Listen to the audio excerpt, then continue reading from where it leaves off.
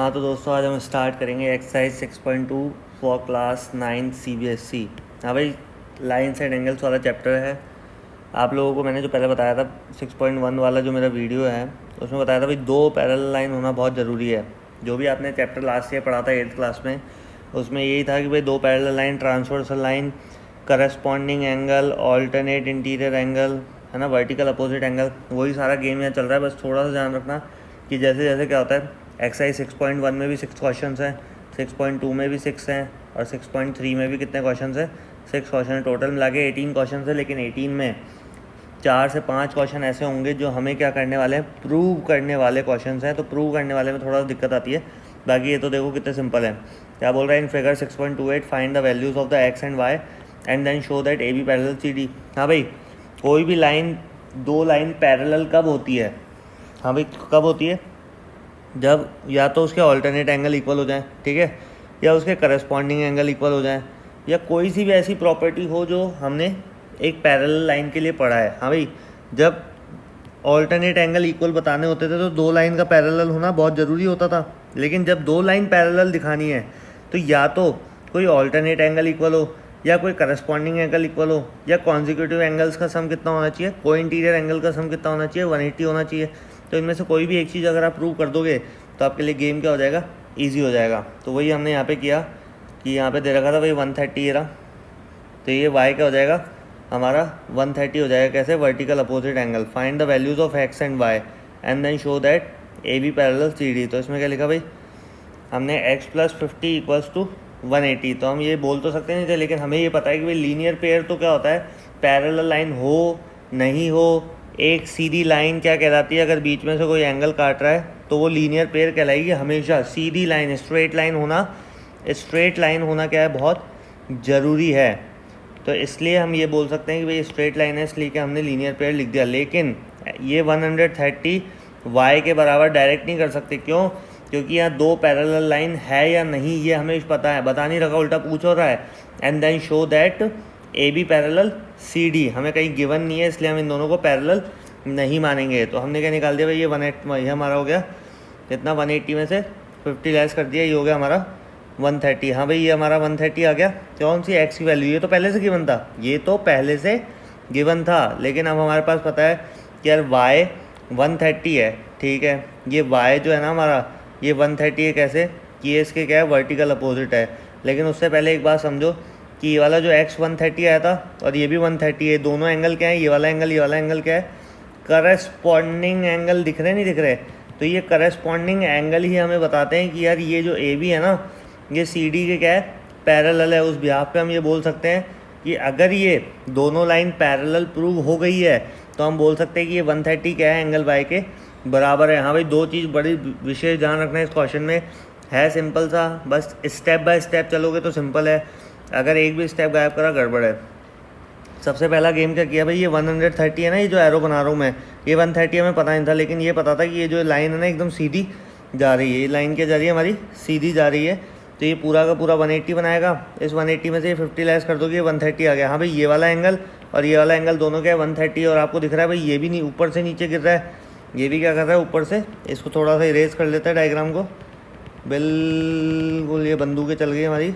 ये देखो, ये भी ऊपर से नीचे गिर रहा है और ये भी ऊपर से नीचे गिर रहा है। तो भैया पता है ना कि सेम पप्पी सेम, है ना, वो क्या होता है, करस्पॉन्डिंग एंगल होता है। बिल्कुल सेम होगा कि भाई ये नीचे गिर रहा है तो ये भी नीचे गिर रहा है, ये ऊपर से यूँ आ रहा है तो ये भी ऊपर से आ रहा है, तो ये करस्पॉन्डिंग एंगल होते हैं। तो ये करस्पॉन्डिंग की प्रॉपर्टी प्रूव करने के बाद ही हम क्या लिख सकते हैं, एंगल y = 130 डिग्री। कौन सा है भाई, एंगल y ये रहा। क्यों? क्योंकि ये करस्पॉन्डिंग एंगल है, दैट मीन्स कि ये दोनों लाइन क्या है, पैरेलल है। कहाँ गई भैया? The theorem says that when the lines are parallel, that the alternate interior angles are equal। या तो alternate interior angle या corresponding angle equal होनी चाहिए, कोई सा भी हो, तो angles equal होना जरूरी है। Then we can say that कि thus the lines must be parallel, AB parallel CD। हाँ भाई, समझ में आ गया? तो एक चीज़ हमेशा ध्यान रखो भाई, 2 पैरेलल लाइन है तो corresponding angle, alternate angle, consecutive angles का सम 180, इनकी आइडेंटिटी रहती है। और अगर किसी भी 2 लाइन के बीच में अगर करस्पॉन्डिंग एंगल इक्वल हैं और ऑल्टरनेट एंगल इक्वल हैं तो वो दोनों लाइन क्या कहलाएगी, पैरेलल कहलाएगी। जैसा कि मैं पिछले वीडियोस में बता चुका हूँ आपको 6.1 में कि भैया अगर आप मेहनत करोगे तो आपका पेपर अच्छा जाएगा, और आपका पेपर अच्छा गया है क्योंकि आपने मज़े करे थे? नहीं भैया, मेहनत करी थी, एफर्ट लगाया था, यही थ्योरम का खेल है। अब हम करेंगे क्वेश्चन नंबर सेकंड। भाई सेम वैसा ही है जो पिछला हमने करा था, 6.1 में भी ऐसे क्वेश्चन कर चुके हैं, लेकिन यहाँ थोड़ा सा क्या है, गेम ज़्यादा हो गया। अब आपकी क्लास का लेवल बढ़ता जा रहा है भाई, 9th से पहुँच चुके हो अब 8th वाला सीन नहीं रहेगा। अब थ्योरम बेस्ड ज़्यादा क्वेश्चन आएंगे। थ्योरम्स के ब्याह पे 5 चैप्टर है, 6 to 10 chapters only of theorem, बिल्कुल थ्योरम के हैं। अब बात करेंगे ए बी पैरेलल है सी डी। हाँ भाई, ए बी सी डी के पैरेलल है, और ये जो सी डी है ना, ये ई एफ के पैरेलल है। तो हम बोल सकते हैं भाई ए बी भी क्या होगी, ई एफ के पैरेलल होगी ना भाई, तीनों आपस में पैरेलल है। ये इसके पैरेलल, ये इसके पैरेलल, तो पहला भी तीसरे के क्या हो जाएगा, पैरेलल। यही तो गेम है। अब हमें क्या करना है भैया, एक्स की वैल्यू फाइंड करनी है।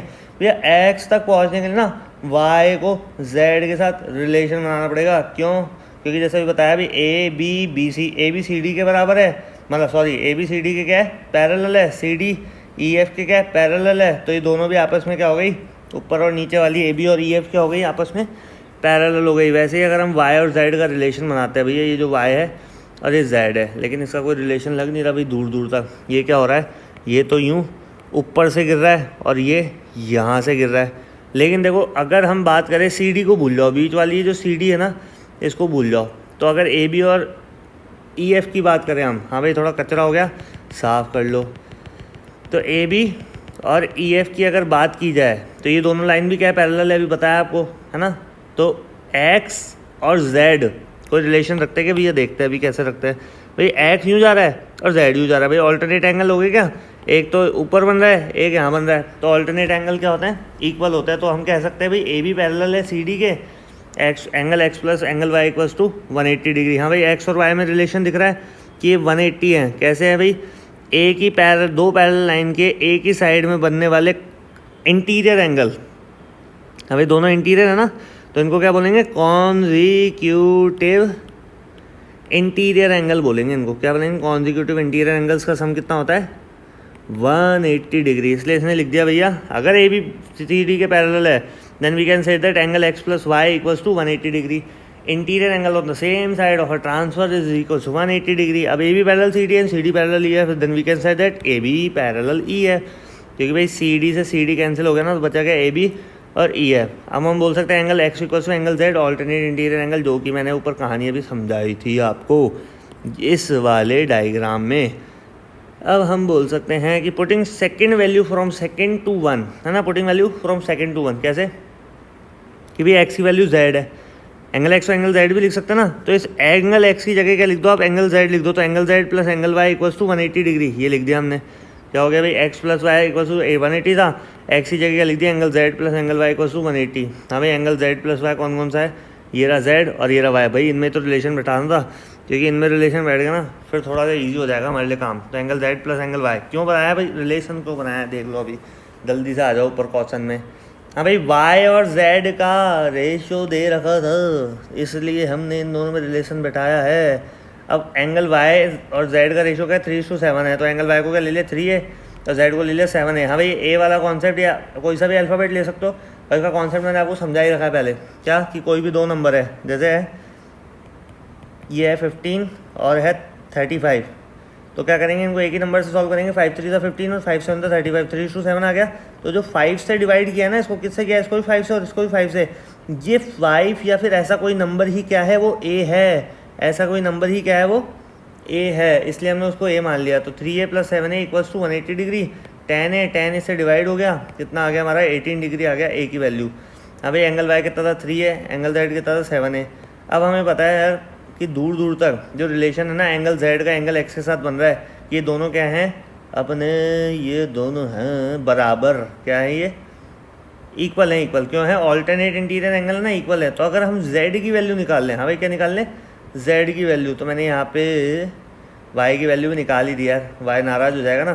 तो जेड की वैल्यू हमने निकाल दी 126, and we can say that कि so angle Z equals to angle X, then angle x equals to 126 degree, because of that angle Z is equals to 126 degree. हाँ तो भाई दोस्तों, समझ में तो आई गई होगी आपको सारी चीज़ें, इतनी टिपिकल है नहीं। अगर आपको प्रॉपर्टीज़ ध्यान नहीं होंगी तो बहुत प्रॉब्लम आने वाली है। ठीक है, मिलते रहेंगे अगले वीडियो में। राधे राधे।